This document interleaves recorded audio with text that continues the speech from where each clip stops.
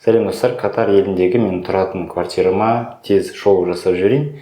Но біздің bathroom, біздің living room деп айтады, спальня ғой. Соның осындай күшті душ бар. Короче, стандартный bathroom, осындай ұйықтайтын бөлмеміз. Осындай ыңғайлы, осындай шкаф бөлек жоқ, бірақ жардың ішіне кіріп кеткен осындай шкафчиктер бар. Так, сосын мен уақытша компьютерімді залда тұратын еді негізінде. Уақытша мында алып келдім. Белгілі бір себебі няня жалдадық та, соны спальняда пока қалып жатыр, бізде қонып тұрады. Бұйырса бір комната, қосымша бір комната, сондай комнатасы бар, квартираға көшеміз. Сол кезде оның бөлек өзінің комнатасы болады. Сондай мында Катарда квартиралар 2+1 деп тұрады да, сол +1 сол няняға арналған.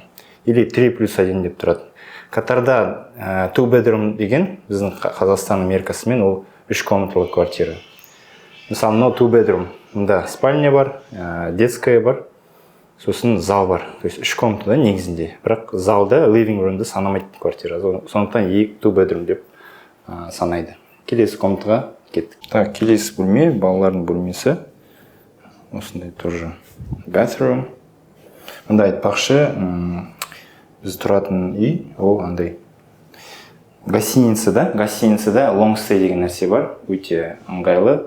Гостиница болғандықтан үйді жинап береді, аптасына 2 рет. Андай орамал бәрін ауыстырып береді. Тап-таза, күшті. И туалетный бумага бәрін, салфетки бәрін алып келіп береді. Өте күшті, бізге ұнайды осындай вариант. Сосын мында тоже шкафтар ыңғайлы. Бөлек шкаф ретінде емес,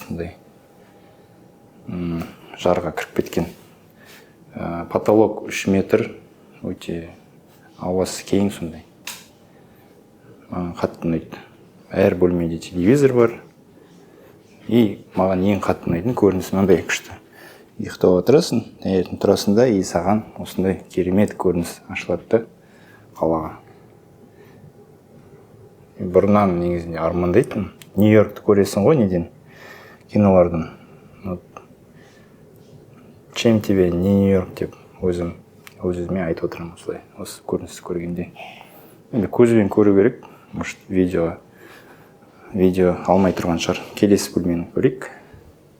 Так, мынау кіреберіс, кіретін есік. Осылай үйге кіресің.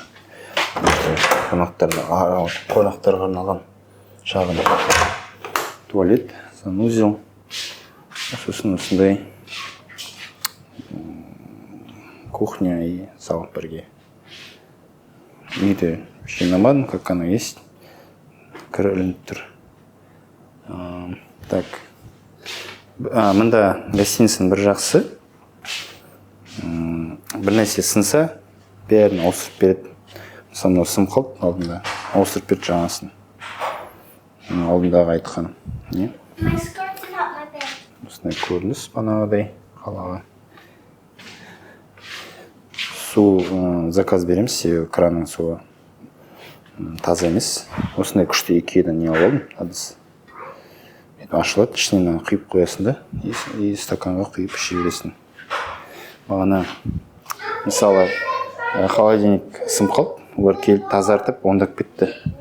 Сол кезде кішкене беспорядок болды. Тоже жақсы да, өздері бәрін істейді, ішіне істемейсің. Мынандай қосымша не сатып алдық, морозильник. Қазы-мазы там сақтауға. Сол, ашылады, қонақтар келгенде сол жерде ұйықтай алады. Тоже телевизор, PlayStation алдым, балалар жақсы көреді. Мына жерде отырып, It Takes Two деген ойын бар, соны жақсы көреді. Принтер, Wi-Fi мен жұмыс жасайды. Телефоннан жібересің, распечатка жасайды. Телефон, мысалы, мусор жинау керек болса, 0-ге звондап, мусорды алып кетші деп айтасың. Олар өздері келіп, тазартып береді, күшті. Рахат, короче. Сол, мына мен жұмыс жасайтын орным, видеоларды осы жерде түсірем. Но, кстати, камера үйдің барлық бөлмелеріне қойып қойдым. білмейтін болсаңыз, Xiaomi ғой. Xiaomi ма? Xiaomi ма? В общем, мысалы жұмыста отырып, үйде не болып жатқан қарайсың да. Осындай үйде няня біреу болғанда, осындай болған жақсы да. Өйткені білмейсің ғой не адамдар екен. Балаларын қарағанда қадағалап отырасың. Осындай вид на море ар жағында. Қараңғы болғасын көрінбейді олар. Сол осындай кішігірім тур.